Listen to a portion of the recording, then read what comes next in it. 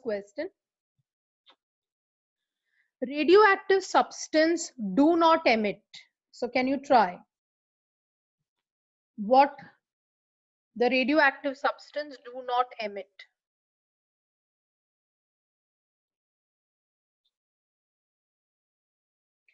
So the answer to the first question will be option A. They do not emit electron. So the answer to this question will be option A. Ready for the second? In a radioactive substance at T equal to 0, the number of atoms is 8 into 10 raised to 4. Its half-life period is 3 years. The number of atoms will remain, how much? This is the number of atoms will remain after how much interval? So you have to find how much time. So can you try? So one hint will be they have always given you half-life. So you have to think about the formulas related to half-life.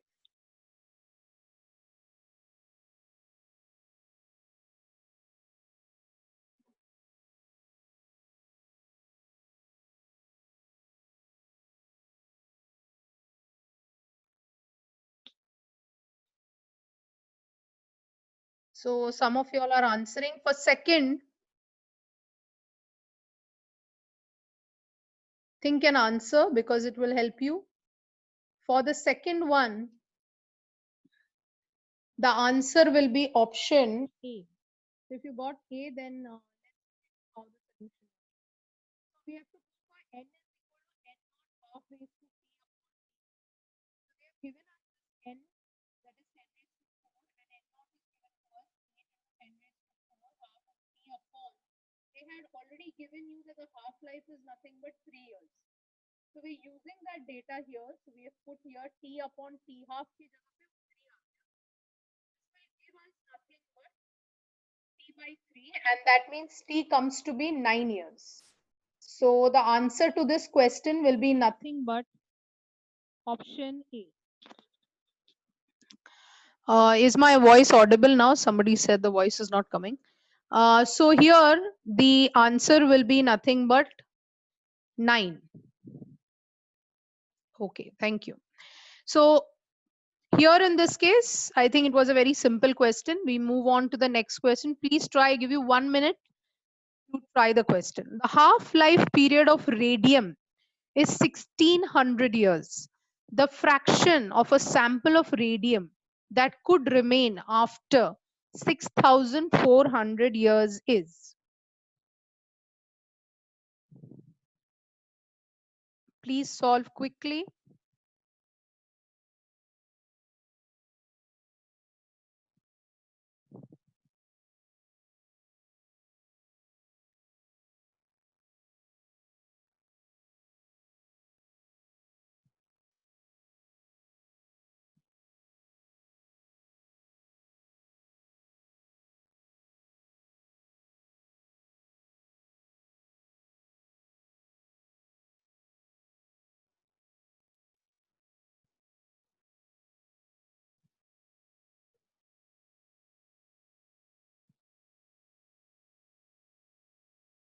So the answer to this question, if you are right, is option D.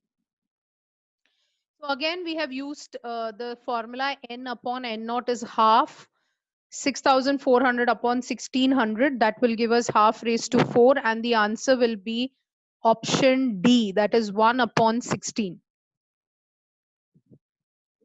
Moving on to the next question. So this is a theoretical question. Try to answer this question quickly.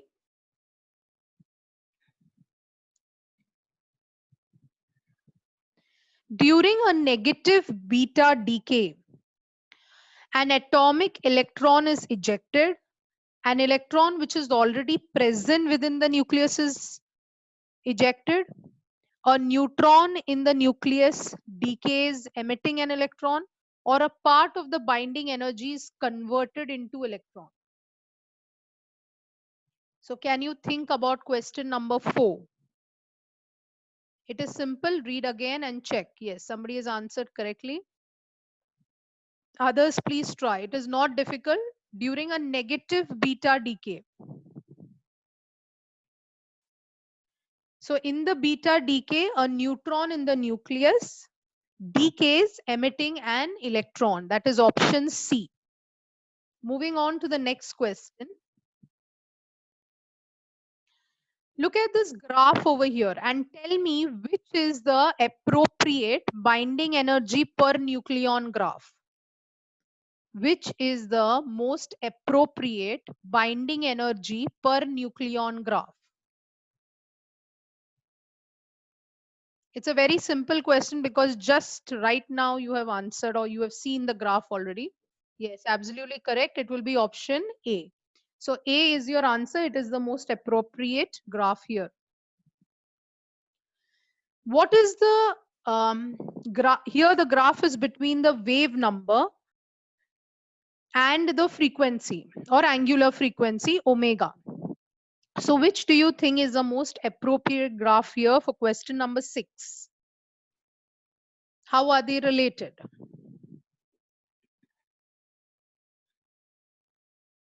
Between wave number and angular frequency.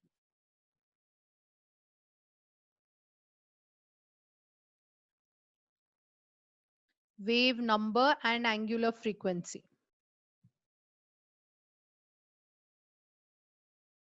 Yes, very good. It will be option A. So those who answered option A is the correct answer. Between wave number and angular frequency, it is nothing but option A. It's a linear relation between omega and wave number. Next question. Let's try this. A radioactive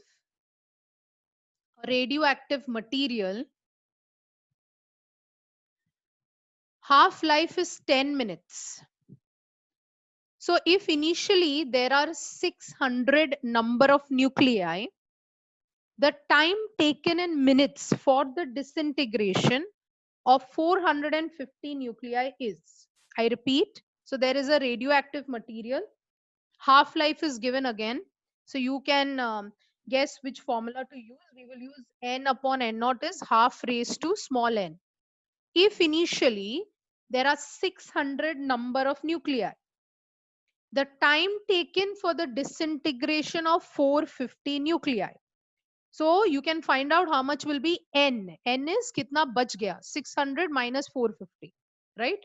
So you will always find n very quickly. So I think, can you guess what's the answer for this? Please calculate. Everyone will get the answer because this is for practice. I'm giving you n upon n naught half raised to small n. So we have to find small t. So will it be 10? Will it be 20? Will it be 30? Or will it be 40?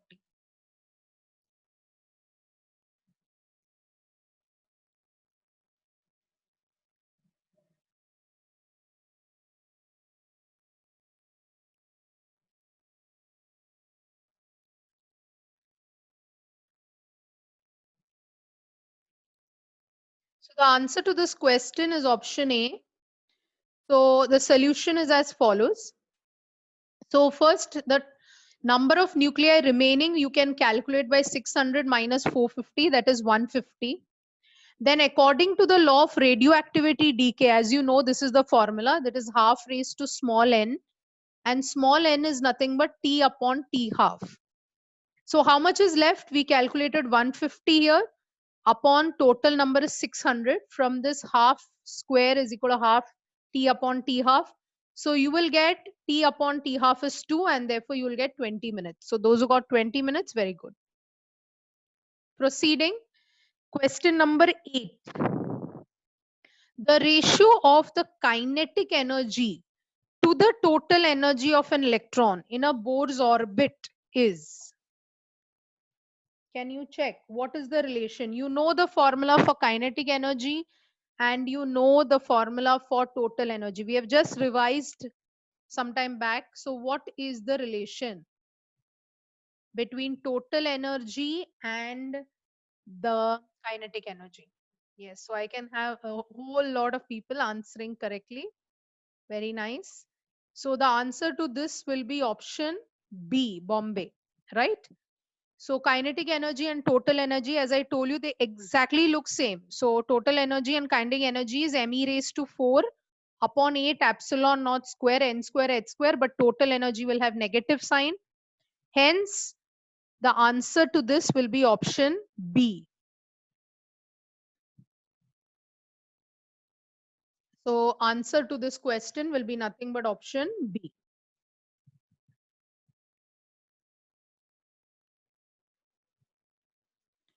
Moving on to question number 9. Try this question. Radioactive material A. So there is a radioactive material A which has a decay constant 8 lambda. And material B has a decay constant lambda.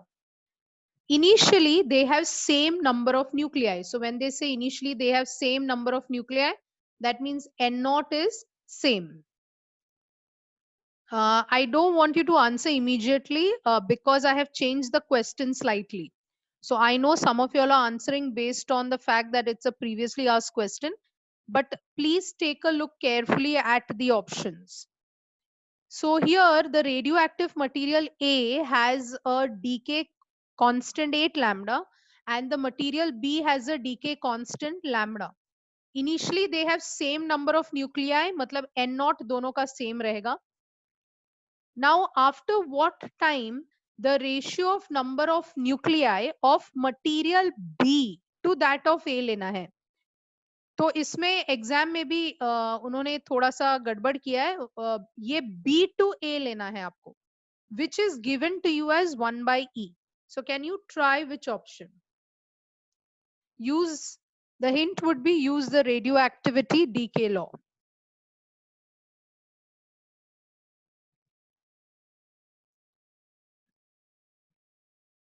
No, it is not B. I can see people. I hope you're trying because you're giving me all different answers. It is not option B.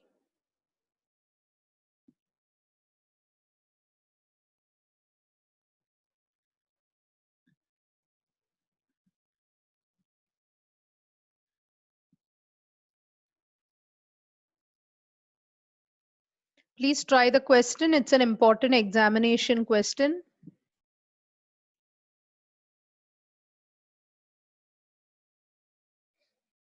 Those of you all are getting the answer as A are doing a slight calculation mistake or are basing their answer based on, you've seen this question before, but the question does have a slight problem. Answer is option D, Delhi, not option A. Here, if you look at this solution for this particular question, so first we will take for the first material and we have substituted lambda as 8 lambda here. And for the second material, we have put the decay constant as lambda. Then as they have given to us NB upon Na, so we are taking NB upon Na, which will give us e raised to 7 lambda t, right? Now what is this given to us? This is 1 upon E. So we can compare the powers and therefore T will be minus 1 upon 7 lambda. So if it was Na upon Nb, then it is different. So here it is Nb upon Na, which should be a negative sign there. So try to do it carefully.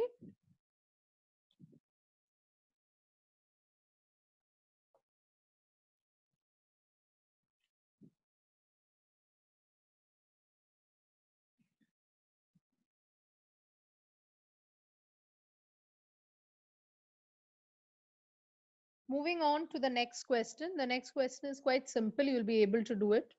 The ratio of the wavelength of the last line of the Balmer series and the last line of the Lyman series is, try, giving you 30 seconds.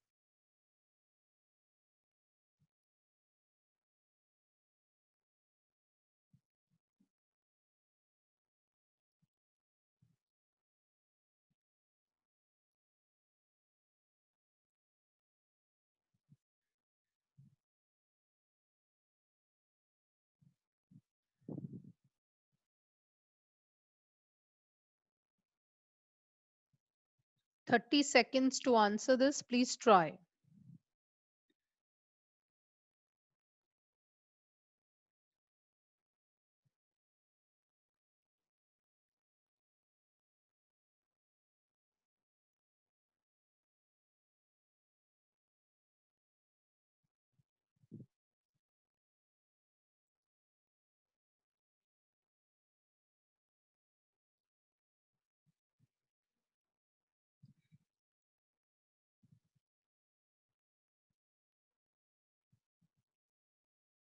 So the answer to this question was option B. So if you're getting B, then it is a correct answer.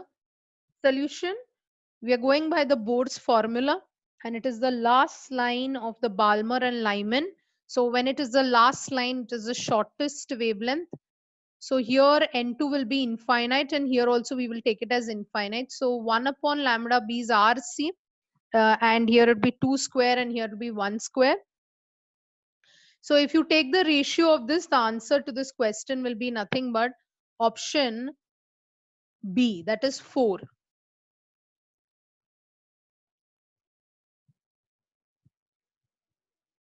Moving on to the next.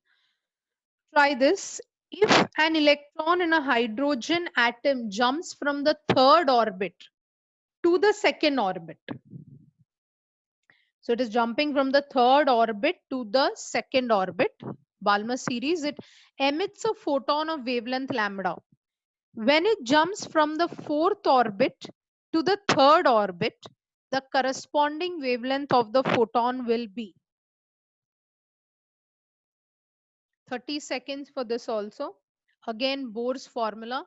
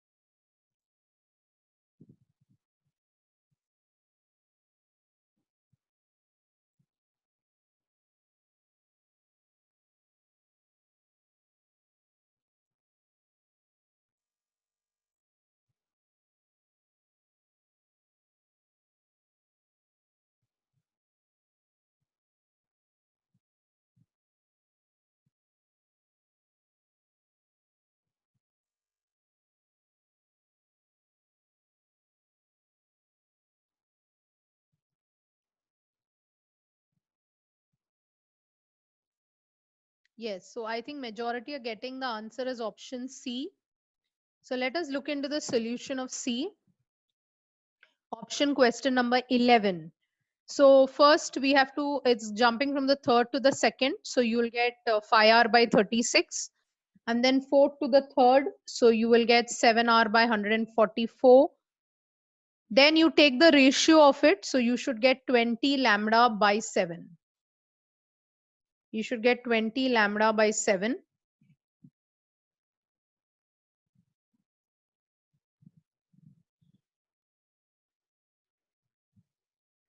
So N1 is nothing but always the inner orbit, and N2 is nothing but the outer orbit number. Here I've taken it as NF and NI. So NF is nothing but the inner orbit, and NI is nothing but the outer orbit. So don't make a mistake. These are simple questions which you must. Question number 12. Um, I think if you watched my videos, I have revised this question previously. The half-life of a radioactive substance is 30 minutes. The time in minutes taken between 40% decay and 85% decay of the same radioactive substance will be.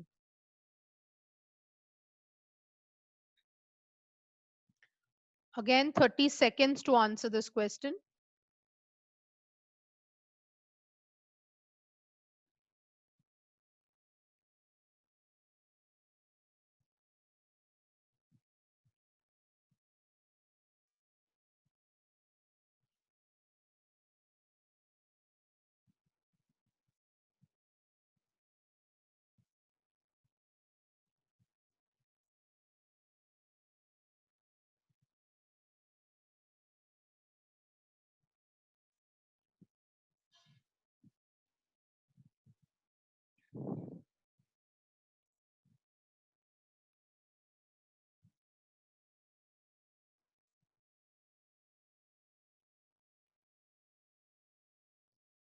The half life is given to you as 30 minutes, and they've asked us how much time does it take between 40% decay and 85% decay.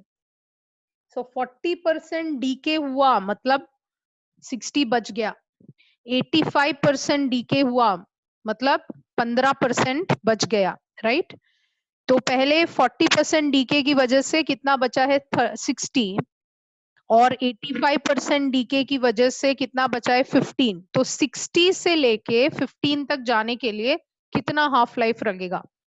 60 का आधा होता है 30, 30 का आधा होता है 15, मतलब 2 half life लगेगा। और हर एक हाफ लाइफ कितने मिनट का है? 30 मिनट का है। सो आप लॉजिकली भी इस क्वेश्चन को सोच सकते हैं कि अगर 40% डीके हुआ है तो कितना बच गया है 60, और 85% डीके हुआ है तो 15 बच गया है। तो इसका ये मतलब है 60 से लेके 15 तक आने के लिए उसको कितना हाफ लाइफ लगा? तो आप देखेंगे उसको 2 हाफ लाइफ लगा, और हर हाफ लाइफ 30 मिनट्स का होता है। तो इसलिए आंसर यहाँ पे डी होगा। It will not be 45, it will be option D. तो इसकी सोल्यूशन की तरफ जाते हैं। तो ओरिजिनल नंबर ऑफ न्यूक्लियाई कितना होता है? N nought at time equal to 0, right? Then N1 क्या होता है? रिमेनिंग। तो पहले केस में कितना होगा? जैसे मैंने आपको लॉजिकली समझाया, अगर 40% डीके हुआ तो 60% बच गया। तो मेरा N1 मेरे कितना आ रहा है? 0.6 ऑफ एन नॉट आ रहा है। 85% डीके का मतलब है 15% बच गया। सो N2 में मुझे कितना आ रहा है? 0.15 ऑफ एन नॉट आ रहा है। लॉजिकली आप इस क्वेश्चन को सॉल्व कर सकते हैं, and therefore N2 upon N1 will be nothing but what? 0.15 upon 0.6, which comes to 1 by 4. And you know that we can write it as half raised to n. तो वैसे भी आपको आंसर 60 आएगा, but logically भी आप इस question को solve कर सकते हैं। इसलिए आंसर था option D, that is nothing but 60 minutes.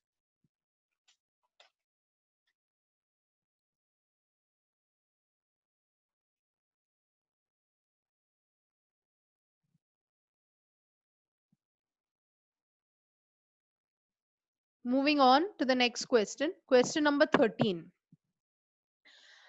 Rydberg's constant का वैल्यू दिया है, the wave number of the last line of the Balmer series, last है वो, last line of the Balmer series in the hydrogen spectrum will be. So when I say last line, that means N2, और आपका जो Ni था वो infinite हो जाता है। So we have to find out what will be the last line of the Balmer series. This is a very simple question, quickly answer.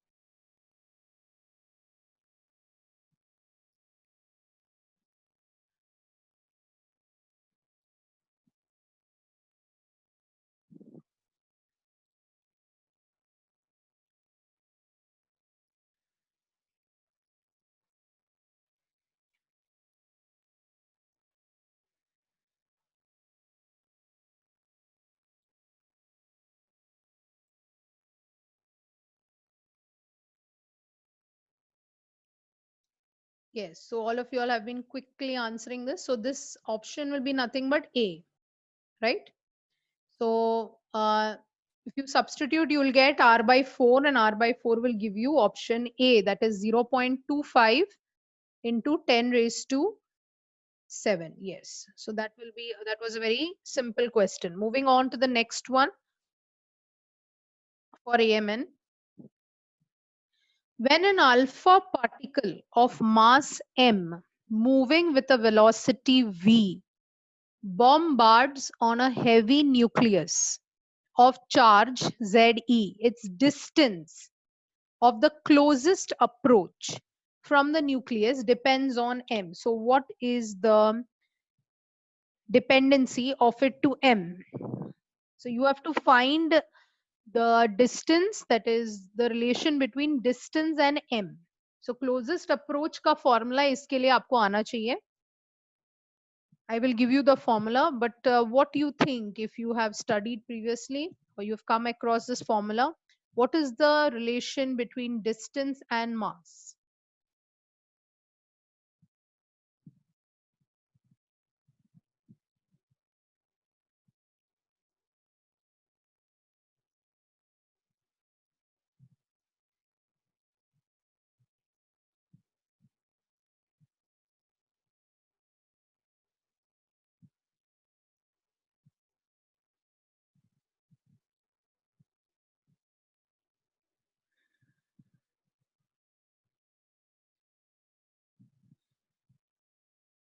Yes, some of you are answering correctly. It will be 1 upon m will be the answer for this. The formula, you can take it down. The closest approach relation to m is z e square upon pi epsilon naught mv square. So r naught is inversely proportional to m.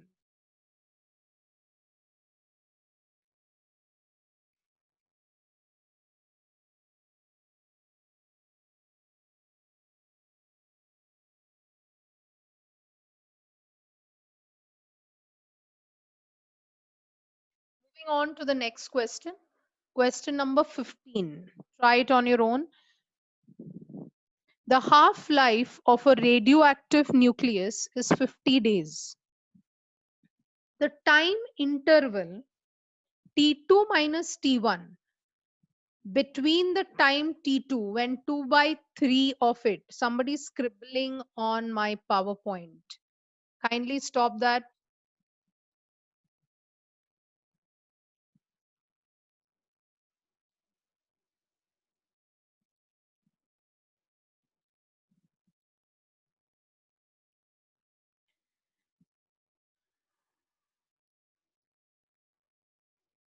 So T2 minus T1 between the time T2 when 2 by 3rd of it has decayed and the time T1 is when 1/3 of it has decayed. So you have to find what is T2 minus T1 and they've given you half-life as 50. So can you give it a try?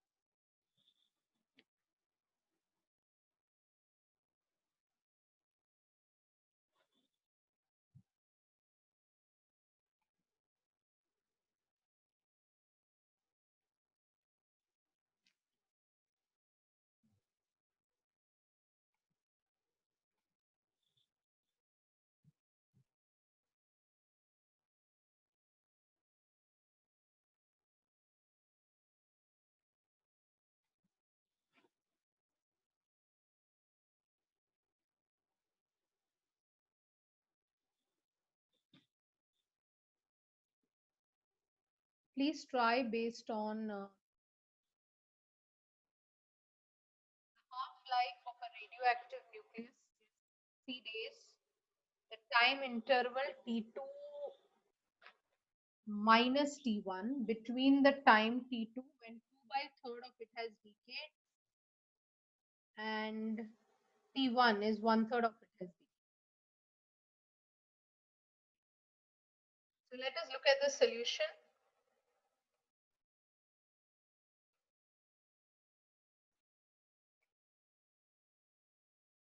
So first you have to use the radioactivity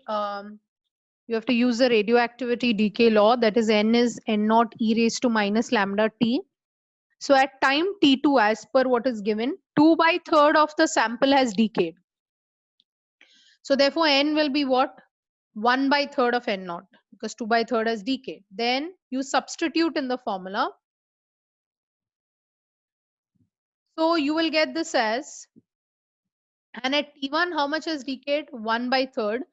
So this will become 2 by 3 of n naught.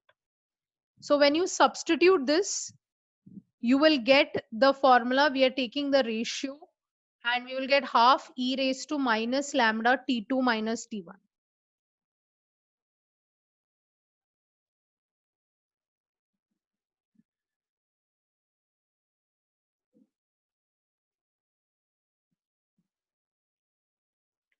And therefore, you're taking The log of 2 upon lambda, because you know it is 0.693 upon lambda is nothing but t half. So we are substituting instead of lambda 0.693 upon t half. So this t half will go on top, and therefore whatever was given in the question, t half was given to you in the question as 50 days, and hence the answer to this is 50.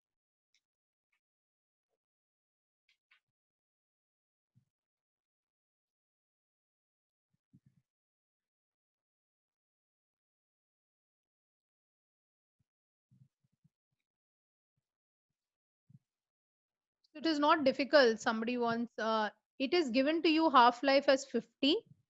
Time interval T2 minus T1 we have to give, and it's given to us 2 by third of it and 1/3 for T1 and T2. So this is exactly like how we had previously where they had given in terms of lambda, right? So here first we will take 2 by third of the sample had decayed. So you will get 1 by 3 of n naught because n has become 1 by 3 of n naught. Then in the second case, 1/3 of it has decayed. So you will get this as 2 by 3. So when you take the ratio of both, so of this equation and of this equation, then you will get half e raised to minus lambda T2 minus T1, right?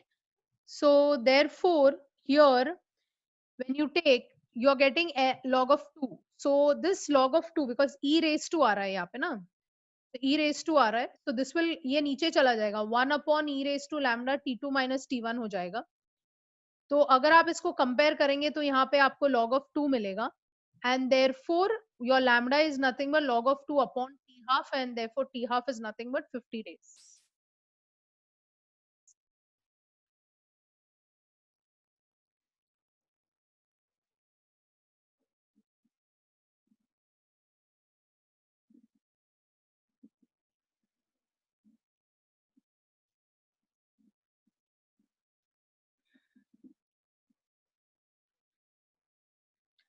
Let's come to question number 16. Try question number 16.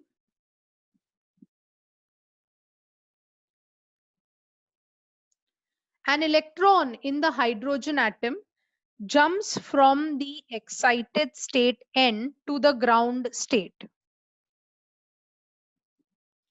The wavelength so emitted illuminates a photosensitive material having a work function of 2.75 eV. If the stopping potential of the photoelectron is 10 volt, then what is the value of N?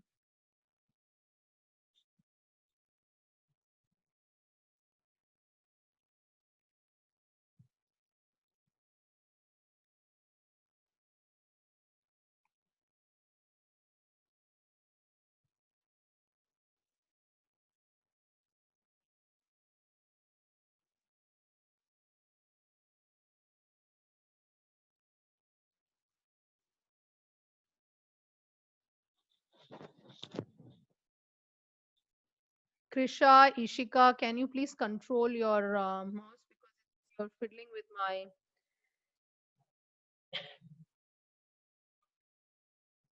PowerPoint.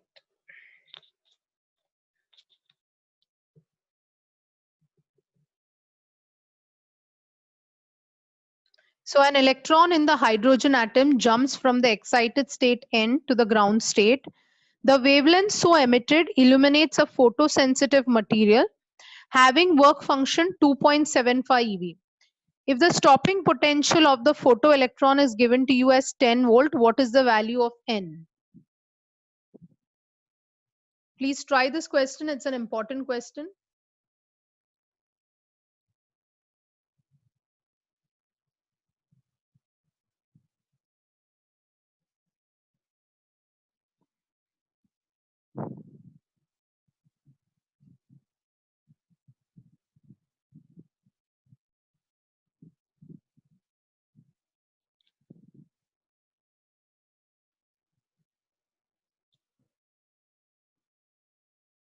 So let us look into the solution for this question. So first what we are going to do is,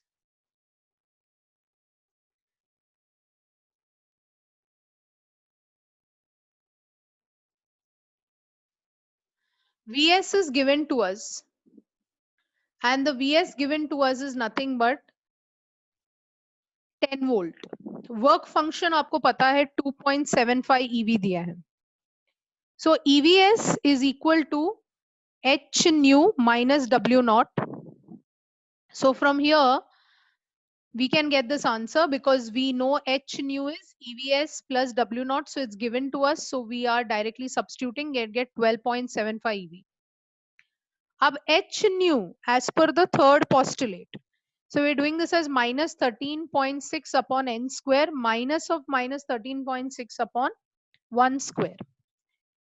So अगर आप इसको solve करेंगे और आपको right hand side already पता है क्योंकि H nu is already 12.75. So we know already this, so therefore we can get the answer for n, because from 1 we know H nu is nothing but 12.75. उसको यहाँ substitute किया है. So you will get the answer here as 0.85 और n square हो जाएगा 13.6 upon 0.85. So n square will be 16, and therefore n is nothing but equal to 4. It's an important question. I'm just going back to the question. An electron in the hydrogen atom jumps from the excited state N to the ground state. The wavelength so emitted illuminates a photosensitive material. So if it is illuminating a photosensitive material, that means H nu is involved, right? Having work function 2.75, and stopping potential is given to you as 10 volt, and they're asking you what is the value of N. So first we have used the Einstein's photoelectric equation, और उसमें से हमने पहले क्या निकाला, H nu निकाला, फिर हमने थर्ड पोस्टुलेट यूज किया, और यहाँ पे -13.6 upon n square is nothing but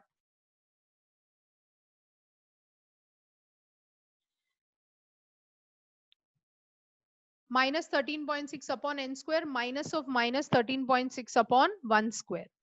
सो हमें क्या मिलेगा यहाँ पर,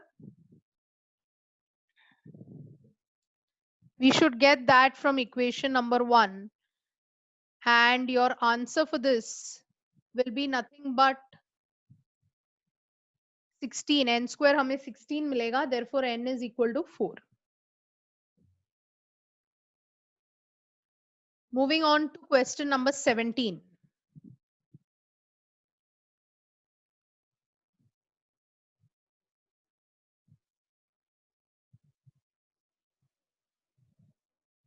The half-life of a radioactive isotope is 50 years.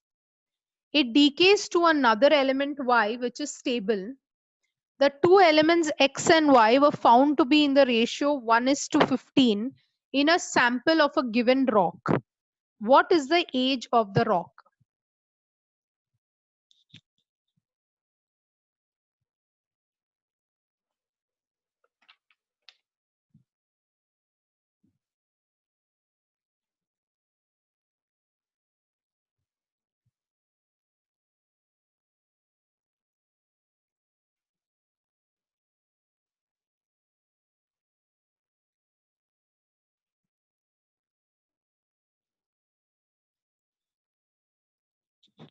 Again, you have to use the half-life formula, because again half-life is given to us. So the half-life of a radioactive isotope is 50 years. It decays to another element Y, which is stable.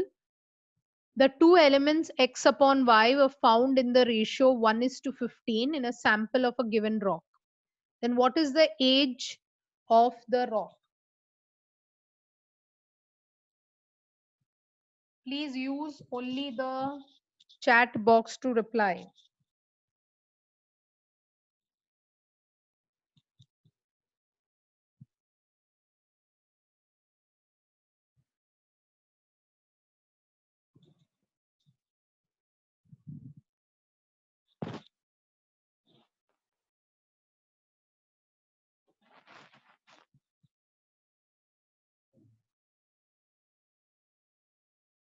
So how do you answer this? So n upon n naught is nothing but half raised to n, and therefore here 1 upon 16 हो जाएगा, because here 1:15 में 2 parts बटा है, मतलब total 1/16 हो जाएगा. So here it will become 1/16 is equal to half raised to n. This is a very typical kind of question for the exam.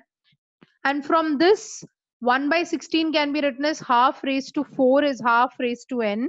Therefore n is nothing but 4. अब n क्या होता है? t upon t half.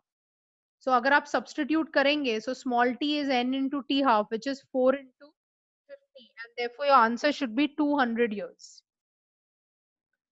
So these are different types of how they're using the same formula. So now here they have given us the ratio. So when they are giving us the ratio of a sample of rock, so कितना है उसका ratio 1:15 में बटा, मतलब original will be nothing but 16. इसकी वजह से we will have to substitute it as 1:16, 1/16 here. So that will give you n as 4. और फिर n क्या होता है? It is t upon t half. तो हमें small t मिलेगा. That is n into t half, and that should give your answer as 200 years. आपका answer था. Let's move to question number 18. Try question number 18.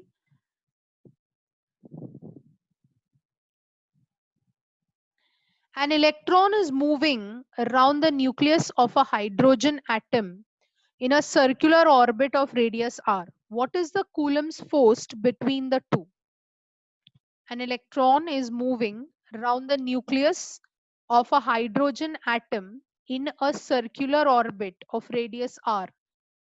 The Coulomb's force between the two is.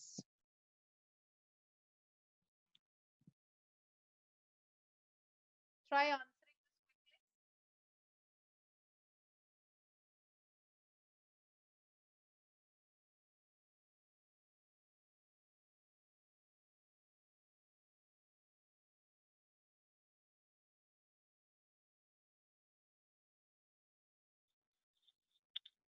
You must observe that the unit vector is also given, so that is important.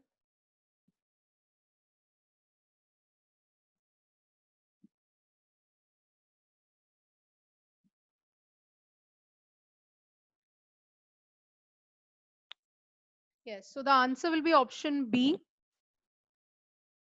because you know force is nothing but k q1 q2 upon r square. So we just substitute, but in terms of when you're talking in terms of the unit vector, it will become r cube. So the answer was option B. Moving on to the next question. Try this. The energy released in the fission of a single uranium nucleus is 200 million electron volt. The fission rate of the uranium fuel reactor operating at a power level of 5 watts is.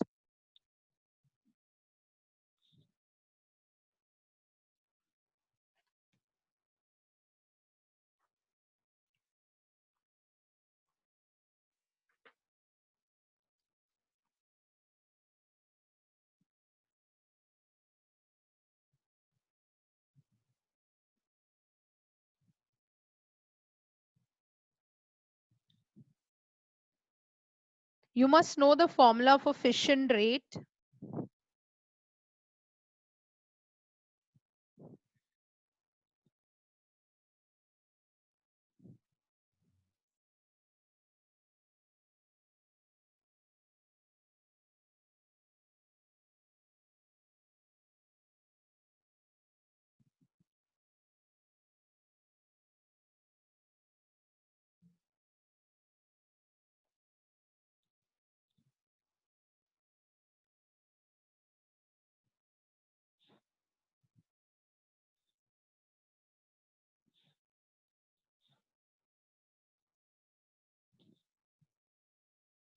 So let us look at what is for the fission rate formula. Those of you who don't know, please write the formula down. Fission rate is nothing but total power upon energy upon the fission. So here the total power is given to you as 5 watts, and energy per fission was given to you as 200 million electron volts. So that is 200 into 10 to the power 6 into 1.6 into 10 raised to minus 19, which I have written here as, I've adjusted the power here as minus 13. So this will become 5 divided by 3.2, and power will go as 10 raised to 11. And hence the answer to this question was 1.56 into 10 raised to 11. Please write this formula down because it may not be with you. That fission rate is total power upon energy per fission. So whenever they give you power and they've asked you the fission rate, then you must know its relation. So fission rate is total power upon energy per fission. Let's come to the 20th question. This is easy. Try to answer. The figure indicates the energy level diagram for the origin of 6 spectral lines in the emission spectrum. Example, line number 5 arises from the transition from level box. So you can see the different levels. It's A, X, B, and C. Now, which of the following spectral lines will not occur in the absorption spectrum?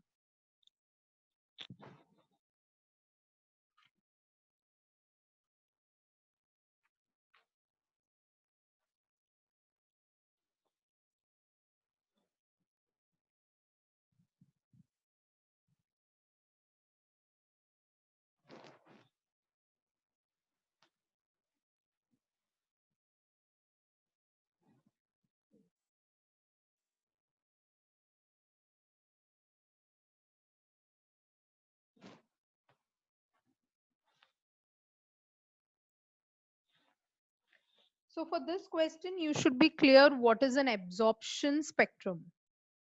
So absorption spectrum involves only the excitation of the ground level to higher levels. So therefore, which spectral lines here will be the ones which are corresponding to the absorption spectrum?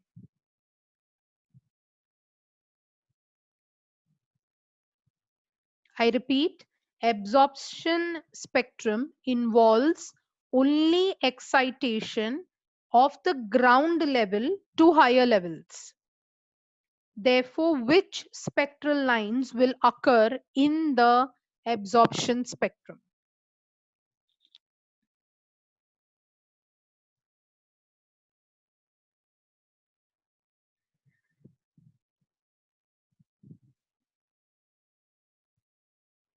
I want everyone to try. It is not difficult. You have to just think about what the absorption spectrum is about. So that's why I have just put this question so that you know what absorption spectrum indicates.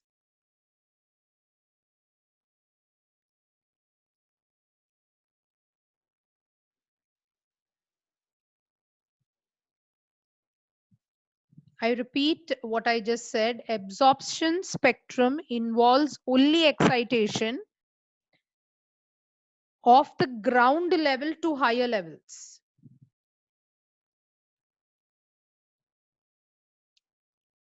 Yes, it should be answer C. That is 1, 2, and 3. Because 1, 2, and 3 are those lines which have connection to the ground state, right? So they from any higher level to ground state is called as absorption spectrum. So don't forget, absorption spectrum is the excitation of ground level to higher level. So that it has to be till the ground level. So that is important to you. That's why the option here is C. That is 1, 2, and 3. So I'm just quickly revising. Um, this was our 20th question. I'm just quickly revising, going back to the formula one last time.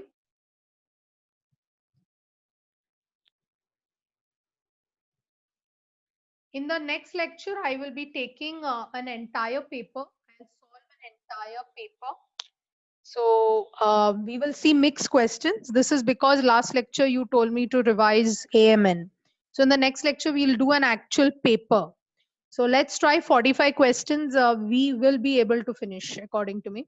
So let's go to the Bohr's postulates once again. The first postulate, mv square upon r is 1 upon 4 pi epsilon naught e square upon r square. You revise with me. L is nothing but mvr, which is equal to nh upon 2 pi. That's your second postulate. Third postulate is ei minus ef is equal to h nu. Velocity is inversely proportional to n, where n is the principal quantum number, and the formula is E square upon 2 epsilon naught hn. Radius epsilon naught n square h square upon pi me square, and it is directly proportional to n square.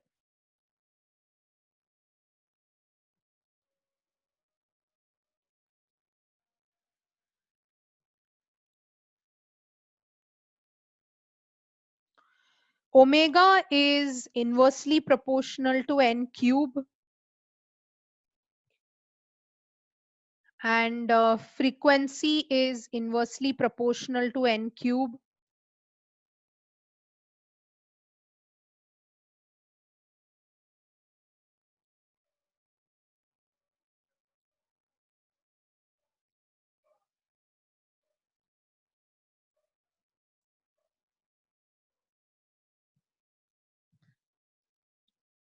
Time period is directly proportional to n cube.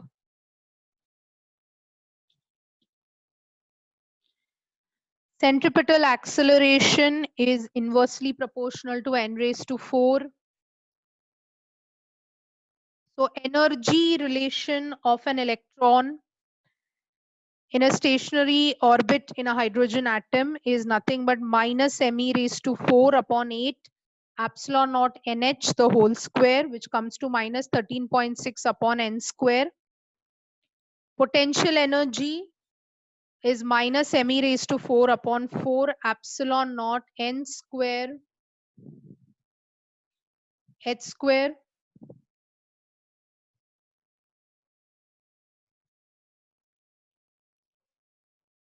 Kinetic energy is me raised to 4 upon 8 epsilon naught square n square h square. Rydberg's constant is right in front of you. Relation between Rydberg's constant and the total energy is minus RCH upon n square. R naught is nothing but the radius, R is equal to R naught a raised to 1 by 3 is the radius of the nucleus, and the density of the nucleus, you must remember, 2.3 into 10 raised to 17 kg per meter cube. Then we came to the energy level diagram, and we also looked into the Bohr's formula.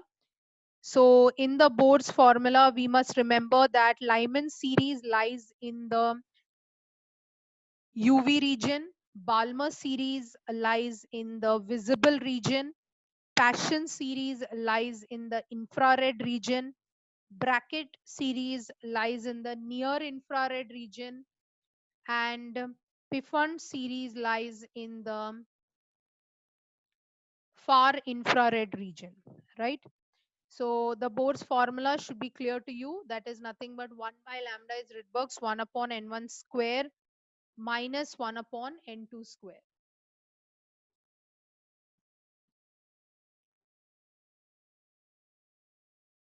Next, we are going to one atomic unit, that is 1.66054 into 10 raised to minus 27. So 931 MeV upon C square. So binding energy here will be nothing but delta M into C square. Nitesh Agarwal seems to be going in and out. Yeah. So the total number of protons and neutrons present is called as nothing but the mass number, and binding energy here is nothing but delta M into C square. So mass delta M is nothing but the mass defect. Binding energy per nucleon as per the curve that we study is binding energy of nucleus upon A. N is N naught e raised to minus lambda, T is radioactivity decay law, T half is 0.693 upon lambda. Nuclear fission reaction and nuclear fusion reaction. P is equal to H by lambda, de Broglie's hypothesis, and P is under root of 2 MeV. That comes to 12.27 upon root of V Armstrong. Then we came to isotopes. Don't forget, same number, same atomic number, different mass number. Isobars have different atomic numbers but same mass number. Isotones having the same number of neutrons but a different number of protons. And isomers, I gave you example of butane and isobutane, and I told you to remember with respect to that. Coming back to the binding energy curve, so its binding energy per nucleon, remember, is practically constant and it is independent of the mass number for nuclei. That is one thing you have to remember. And if A, that is A on the x-axis, if it lies between 30 and 170, so between 30 and 170, you must remember that the binding energy per nucleon is um, practically constant. Between 30 and 70, you will see some kind of a constant graph here. So if A lies between 30 and 70, here it is quite a constant graph. Don't forget that.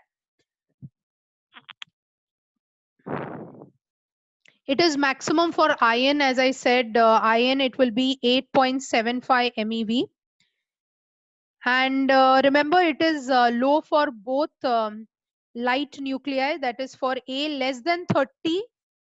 If A is less than 30 or A is greater than 170, it is low. That is why for uranium it will be less, and for A less than 30, the binding energy per nucleon will be less. For A less than 30 and A greater than 170, you'll see the graph is coming down. So it is low. Then for very light nuclei, that is if A is less than 10, I've already explained this, that during fusion, remember, the binding energy will increase. And also during fission, when uranium breaks into barium and krypton, the binding energy will increase. So what is basically radioactivity? It is nothing but the phenomenon of spontaneous emission of radiation, right? From a radioactive substance is nothing but radioactivity. Units you already know, Rutherford, Becquerel are nothing but the units of radioactivity. And then you know about the types of decay. Last lecture we have gone through alpha, beta and gamma decay. And then any other question related to this chapter you can ask. But remember, in case of alpha decay, beta decay and gamma decay, so alpha decay, the helium nuclei is emitted. In case of beta decay, electrons or positrons are emitted. And gamma decay is high energy, photons are emitted. Right? You have to read through alpha, beta and gamma decay. In case of alpha decay, it is deflected by electric and magnetic field. Beta decay is also deflected by electric and magnetic field. And gamma decay, it is not affected by electric or magnetic field.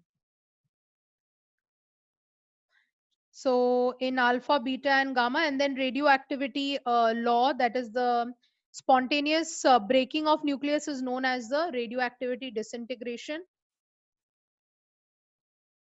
And we have seen some important questions of previous papers today. So in case in the next lecture, we will try to do questions related to the whole subject of physics, because I think now it's time that we start doing the full paper. So we will try to do the full paper in the next lecture. Is that clear?